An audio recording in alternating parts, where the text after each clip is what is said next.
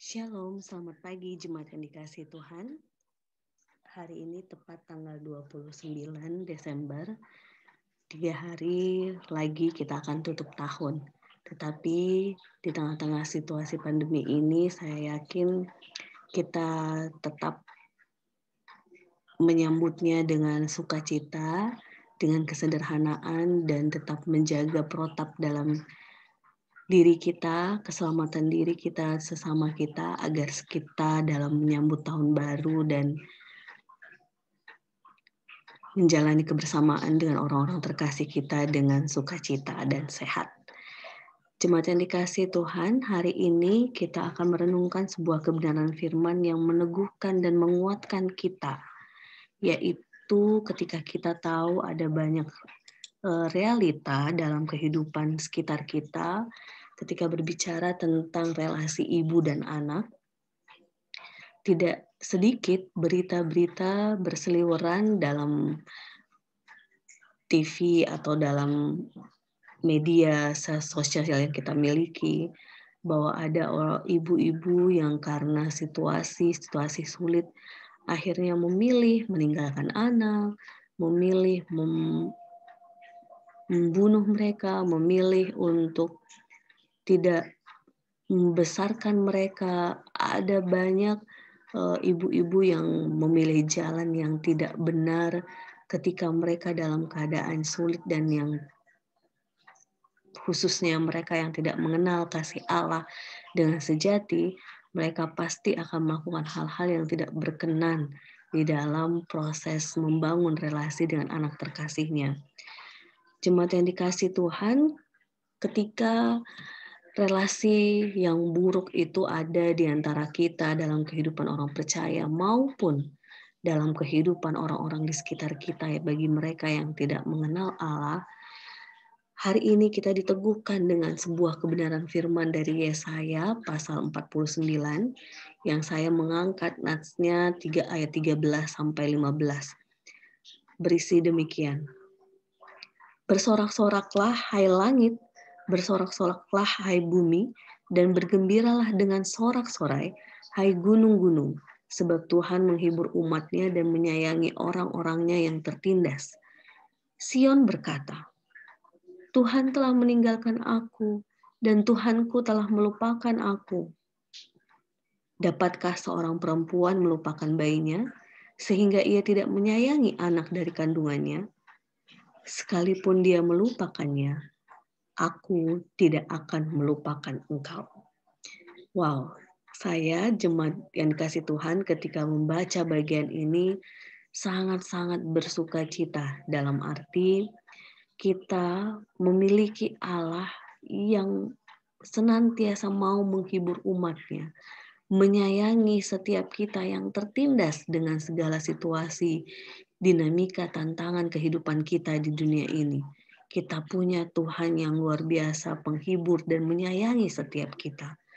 Bahkan dalam situasi sekalipun kita merasa Tuhan meninggalkan kita, Tuhan melupakan kita, Tuhan dengan tegas mengatakan dalam bagian bacaan kita ini, Ia tidak akan melupakan kita. Sekalipun ada banyak relasi di dunia ini seperti ibu yang melupakan anak-anaknya, maka Tuhan dengan tegas mengatakan, Ia tidak akan melupakan kita.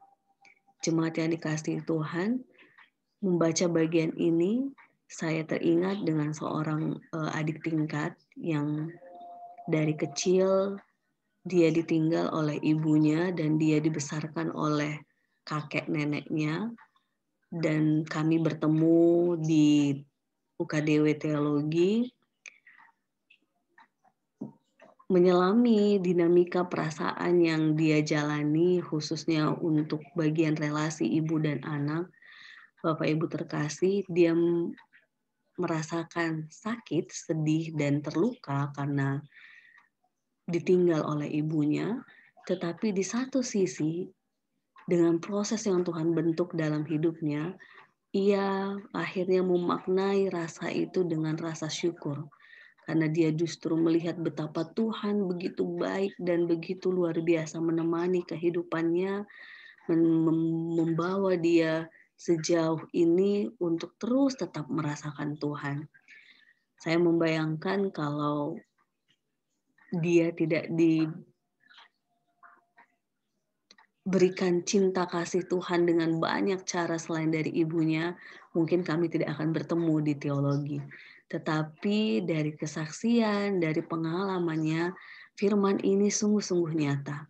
Saya yakin ada banyak orang-orang di sekitar kita ketika mereka terpaut dengan Allah, sekalipun ibunya meninggalkan mereka, mereka pasti terus merasakan Tuhan.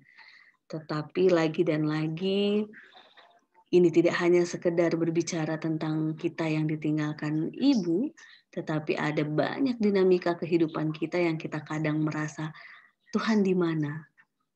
Tuhan seperti meninggalkan. Tapi ternyata tidak, jemaat yang dikasihi Tuhan. Gambar ini menunjukkan betapa Allah itu sebenarnya terus menemani kita, meneguhkan kita, menguatkan kita. Dan itulah yang kita terus bangun hubungan dengan Tuhan, kepekaan kita kepada Tuhan, dengar-dengaran akan firman Tuhan, sehingga kita terus dihiburkan, dikuatkan, dan dituntun untuk berjalan dalam terang kasih Tuhan. Sekalipun kita mungkin merasa sendiri, saya dengan tegas mengatakan, kita tidak pernah sendiri.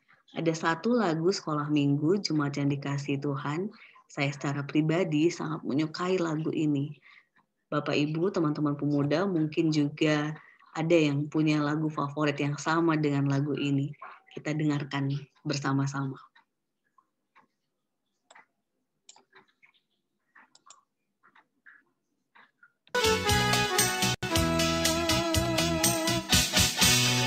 Ada satu sobatku yang setia, tak pernah dia tinggalkan diriku. Di waktu aku susah, waktuku sendirian, dia selalu menemani diriku. Namanya Yesus, namanya Yesus, nama Yesus yang menghibur hatiku. Namanya Yesus, namanya Yesus, nama Yesus yang menghibur hatiku.